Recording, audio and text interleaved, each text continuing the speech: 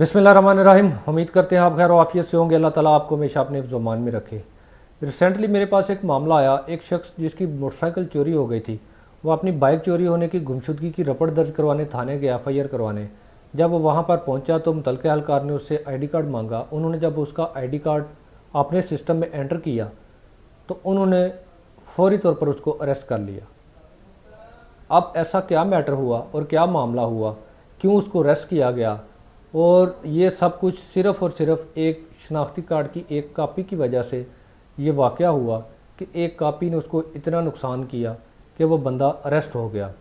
अब ये सारा मैटर क्या था और शनाख्ती कार्ड की कापी आपके लिए किस कदर ख़तरनाक साबित हो सकती है, आपकी शनाख्ती कार्ड की कापी को किस तरह से गलत इस्तेमाल किया जा सकता है और आपके लिए मुसीबतें खड़ी की जा सकती हैं, आज इस वीडियो में हम आपके साथ ये तमाम चीज़ें डिस्कस करने वाले हैं और आपको आगाह करने वाले हैं कि किसी को शनाख्ती कार्ड देते वक्त आपने क्या तरीक़ाकार अख्तियार करना है ताकि आप मुस्तकबिल में किसी भी किस्म के मसले से बच सकें।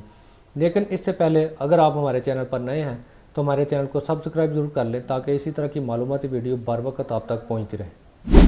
वो शख्स जब गिरफ़्तार हुआ तो उसके घर वालों ने ज़ाहरा उसके पीछे भागदौड़ करनी थी, किसी रेफरेंस से वो उन्होंने मुझसे रब्ता किया, हमने उसके ऊपर वर्किंग की। लंबी चौड़ी और बड़ी पेचीदा और थका देने वाली वर्किंग के बाद जो सामने हमारे आया वो मैं आपको मुख्तसर आपको बताता हूँ कि असल इशू हुआ क्या था। उस बंदे ने कचहरी से किसी फ़ोटोकॉपी वाले से या कहीं से भी उसने एक फ़ोटोकॉपी करवाई थी अपने शनाख्ती कार्ड की। तब से लेकर 3 साल पहले तकरीबन उसने ये कॉपी करवाई थी और 3 साल से लेकर अब तक जब ये मैं वीडियो रिकॉर्ड कर रहा हूँ कमो बेश 100 से ज़ायद टाउट मुचलका जात में उस बंदे के शनाख्ती कार्ड की कापी इस्तेमाल की जा चुकी थी और कई मुल्ज़मान वो फ़रार थे जिनके टोट मचल के उसकी कापी पर दिए गए। उसके बाद वो उसका जो ज़ामन है उसको भी नोटिस निकलते रहे लेकिन इसको इत्तला नहीं पहुंची और अल्टीमेटली जो ज़ामन ग्रंटर था, बेशक ये नहीं था लेकिन शनाख्ती कार्ड इसका था, तो इसका ID कार्ड जो है वो बतौर इश्तहारी उसका डाटा एंटर कर लिया गया। कम बेश 100 के लगभग मुकदमा सामने आए, शायद मज़ीद सामने आ जाए, अभी भी तहकीक जारी है और ये सारा काम सिर्फ एक शनाख्ती कार्ड की उसकी कापी को गलत इस्तेमाल करके ये सारा सिस्टम जो है वो उसके ख़िलाफ़ खड़ा किया गया। इससे पहले कि हम इंतज़ामिया की नाअहली और इस मामले के ऊपर चेक एंड बैलेंस रखने वाले इदारों की गफलत का जिक्र करें, पहले मैं आपको ये बताता हूँ कि जब भी आपने अपने शनाख्ती कार्ड की कापी जो है वो किसी को देनी है या किसी फ़ोटोकॉपी वाले से आपने फ़ोटोकॉपी करवानी है तो आपने कौन सी एहतियातें करनी हैं, कौन से ऐसे मामलात हैं, कौन सी ऐसी चीज़ें हैं जिनके ऊपर आपने बड़ी सख्ती से कारबंद रहना है ताकि आप भी इसी तरह के किसी अननोन मामले में फंस ना जाएं और आपको फिर उनसे निकलने के लिए एड़ी चोटी का जोर लगाना पड़े। सबसे पहले बुनियादी बात, आप फ़ोटोकॉपी अपने हमेशा कोशिश करें किसी जानने वाले से ही करवाएं। किसी अननोन बंदे से आप फ़ोटोकॉपी ना करवाएं अपनी शनाख्ती कार्ड की। अगर मजबूरी या कहीं पे एमरजेंसी ज़रूरत पड़ गई, आपको को अपना वाकफ़ या जानने वाला बंदा मुयस्सर नहीं है तो फिर आप किसी अननोन बंदे से फ़ोटोकॉपी करवा रहे हैं तो जब तक वो कॉपी करके शनाख्ती कार्ड और फ़ोटोकॉपी आपको दे नहीं देता उसके ऊपर पूरी नज़र रखें।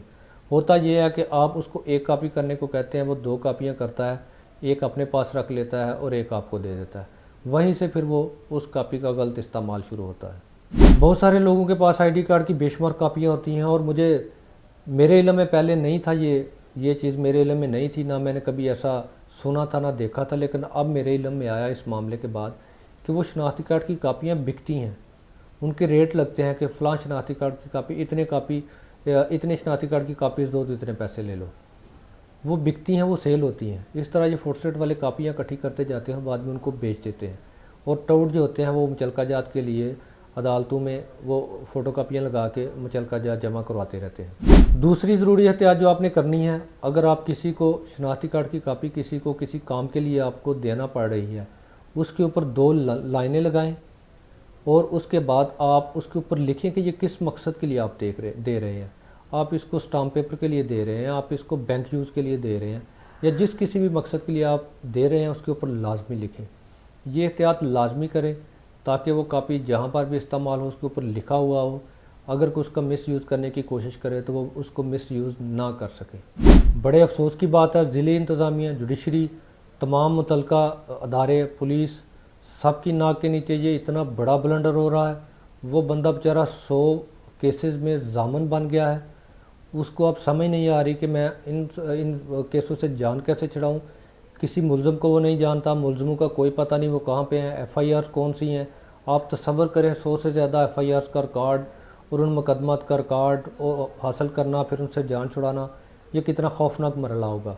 बहरहाल इस पर हम लगे हुए हैं, लेकिन मेरी तमाम तलका अथॉरिटी से गुजारिश है कि इस तरह के जो मामला चल रहे हैं, स्पेशली जुडिशरी से, जजेस को पता भी नहीं होता और जो मातहत अमला होता है उनका, वो इसी तरह टोड़ मचल के जाली दस्तावेज़ात पर करके 2-3-4 हज़ार के लिए वो किसी की ज़िंदगी दाव पे लगा देते हैं और किसी के लिए ऐसी मुश्किलात खड़ी कर देते हैं कि जिसका उन्होंने कभी तसव्वुर भी नहीं किया होगा।